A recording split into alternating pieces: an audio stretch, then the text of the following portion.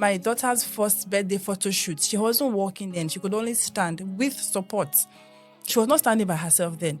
And so for the picture, the one of the people in the photography studio was asking me, was trying to make her to pose by and stand. And I told her that, oh, she's not yet standing by herself. She's not even walking yet. And the person was like, why?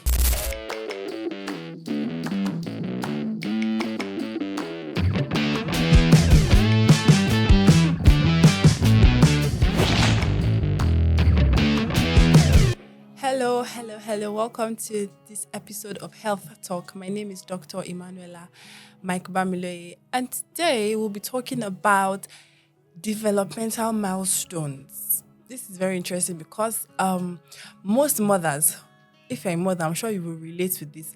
You're eager to to see your child grow, to develop. You're watching for the progress he or she is making as they grow. You may even be comparing your child with other children born at that same period and wondering, okay, so that person's child is already walking. Why's my own not walking? Or this person's child is already doing this, why's my own not doing this? So basically, developmental milestones are those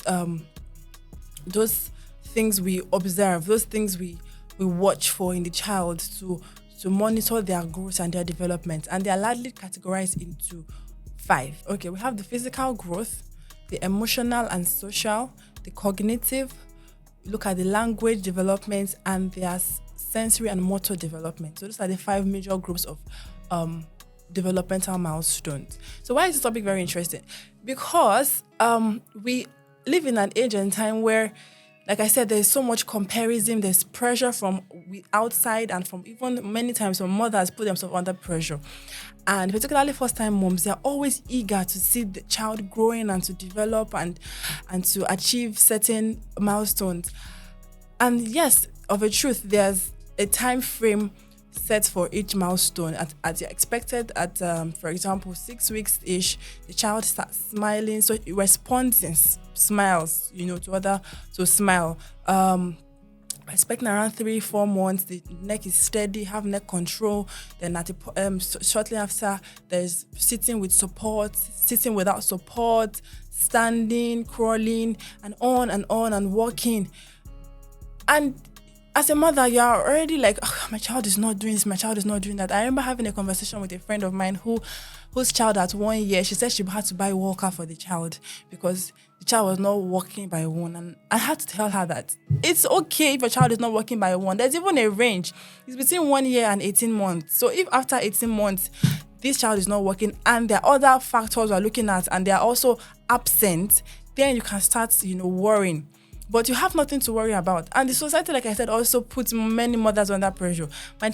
My daughter's first birthday photo shoot, she wasn't walking then. She could only stand with support. She was not standing by herself then. And so for the picture, the one of the people in the photography studio was asking me, was trying to make her to pose by and stand. And I told her that, oh, she's not yet standing by herself. She's not even walking yet. And the person was like, why?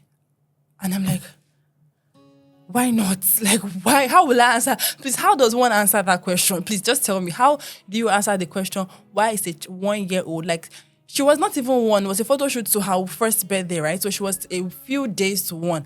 And you're asking me why she's not working. How am I supposed to answer that question?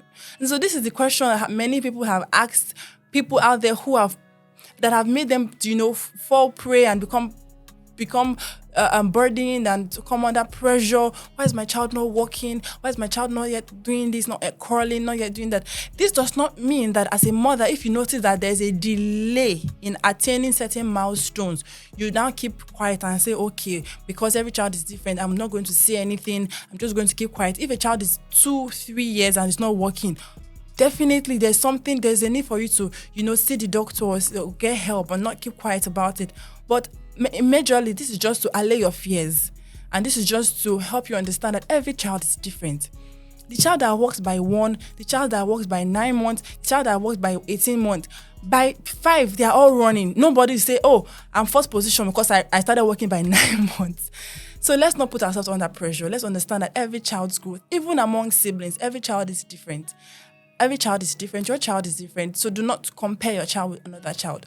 Do not compare their growth or their development with another child. Okay, as long as you're going to the, as when you, for example, go for immunization, the child is weighed, the parameters are checked, and he or she is in line with the expected developmental milestones at that point, then they are good to go.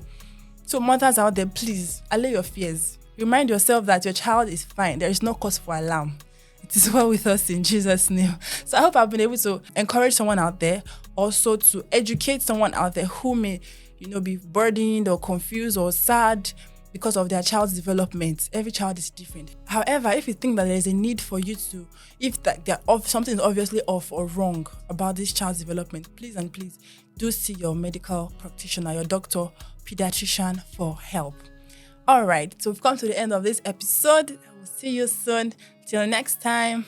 Bye.